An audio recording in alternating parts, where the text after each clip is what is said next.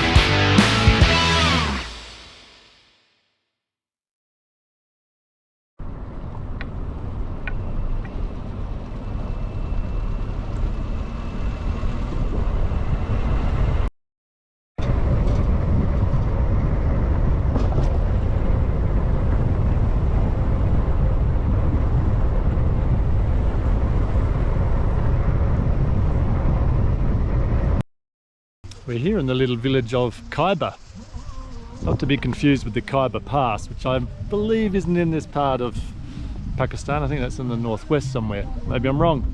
But anyway, Khyber's beautiful, and it's all cherry trees.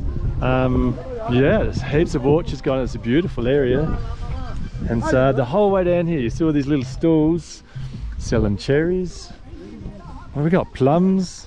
Hey, there's cherries, plums, walnuts, and honey, apricots, and everything going on here. And what's going on up here? They got a grill going. Is this yak or this is yak? Okay, straight from him. All right, I think I'm going to have to get myself a yak meat skewer. That looks pretty good. Right on. Check it out. I got myself a yak skewer, and whoa, packs a bit of spicy. Is this the full spicy or full spice? It's got a bit of spice going on. Yeah, you guys like the spice. Yeah. Well, if only you guys could smell this. This is beautiful. Oh, I mean, just get yourself a bit of spicy yak on the grill and wash it down with some cherries for dessert. But look at this scenery.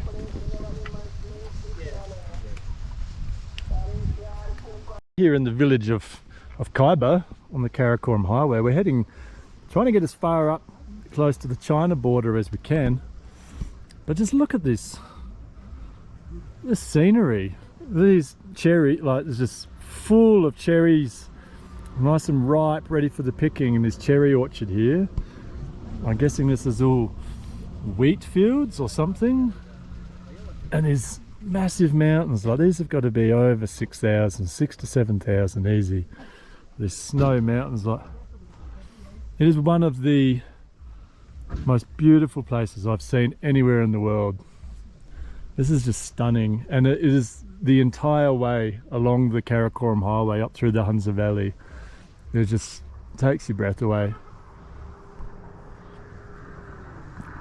And the fact that this part of the world isn't touristed really is just makes it all the better, but just blows my mind as well. Those beautiful blue skies, it's 20 degrees, the sun's shining, and just look at this, look how lush it is, everything. Oh man, it's just taken I can't even speak. It's making me all emotional.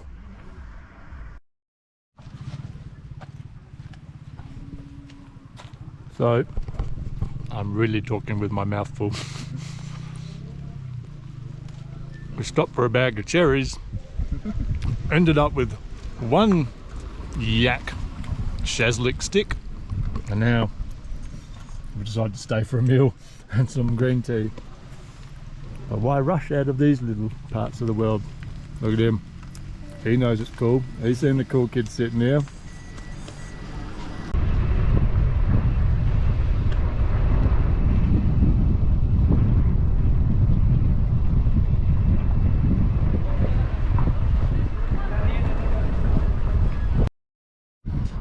Okay, our little excursion up through the Hunza Valley on the beautiful Karakoram Highway. China is up that way. Now, when I was looking online, I was under the impression as far as you could go was the village of Sost, which is just kind of back down here. And from Sost, you'd have to go through like immigration before carrying on to the Karakoram Pass, which is the world's highest land border crossing. So the Karakoram Pass will then take you into China, which is, I think, maybe another 70 k's. I'm not exactly sure on that, but we've just bypassed everything, and we're kind of like, nobody stopped us at Sost. There was a lot of sort of like I don't know, boom gates and things, and we've got to here and we're like, what do we do? We just go straight to Karakoram, I guess, and then obviously at the border to China you're going to get turned around, because the border, China-Pakistan border, Karakoram is closed, and apparently they're having a meeting about it in July, and that's because of COVID. They're having a meeting in July as to whether or not they open it again, but there's nobody actually passing through, and I believe that is for all trade vehicles as well passing through China or coming the other direction. And so another 70k, another couple of hours up there. We don't really have time of the day for that. And I've been on the other side of the Karakoram, at Tashkent on the China side, which is the very last town before the border on that side. So I've come to the very last town on the Pakistan side, but I've been on the other one, so I've just not linked it all through yet. Maybe one day.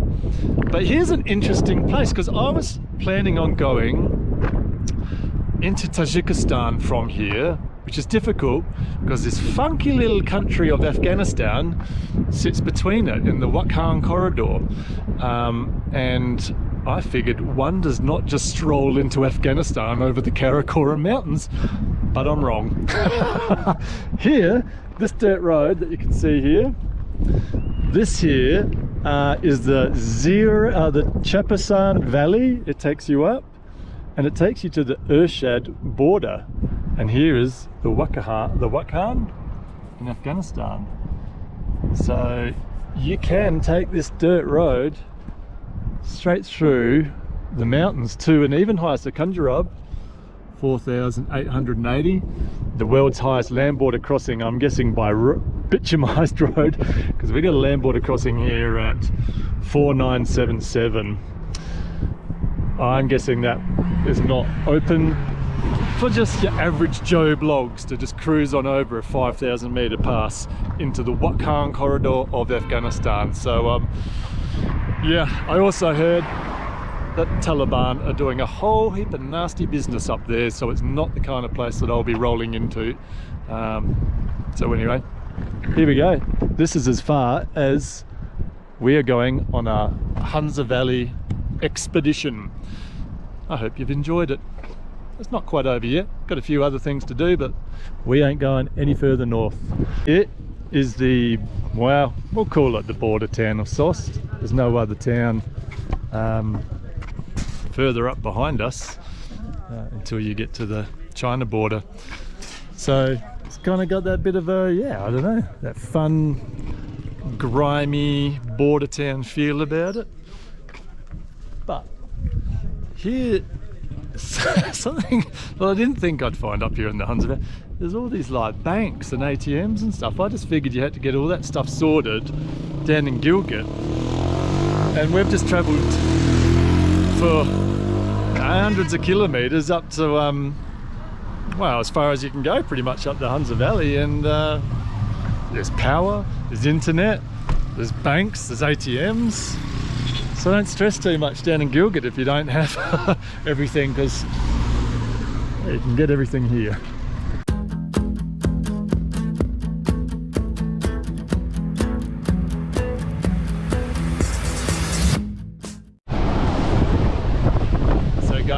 I've showed you the Passu cones before, but a little piece of interesting information which I just came across was, so here's the Passu cones. We're looking at it from a different angle here.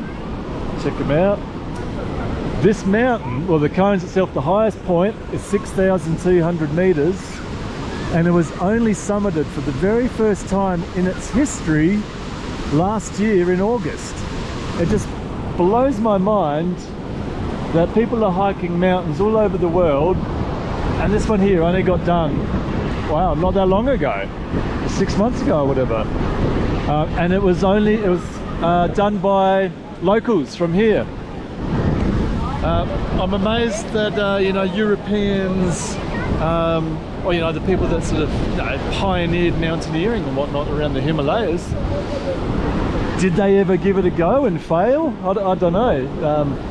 But anyway, I thought that was pretty wild. That, I mean, I just find it amazing that anyone's hiked up there. It took them 8 days to get to the summit, up this ridge line.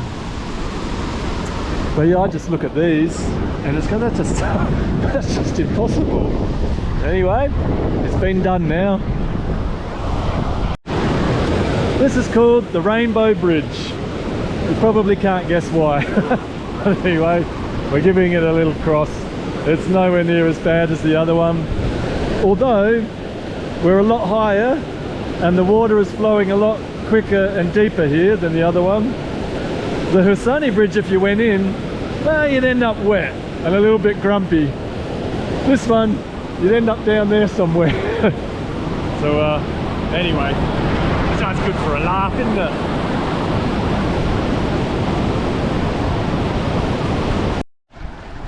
I'm just at a little barbecue place here that does some yak steaks, so I'm going to have some dinner soon. But I've just come out here onto the little veranda area and have a tea. Now I can see down here there's apples, plums, cherries, apricots, all just in here, and there's a lot of, I don't know, is it wheat or barley, something like that. And here is a cow. Hello. I think you're not on the menu today because we're only eating yaks, unless they're lying to me. Get yourself a yak steak. That was a yak steak, not a cow. And stay in this cool little place. Go and pick yourself some cherries and apricots, plums. The world is your oyster, except for oysters. We don't have oysters here.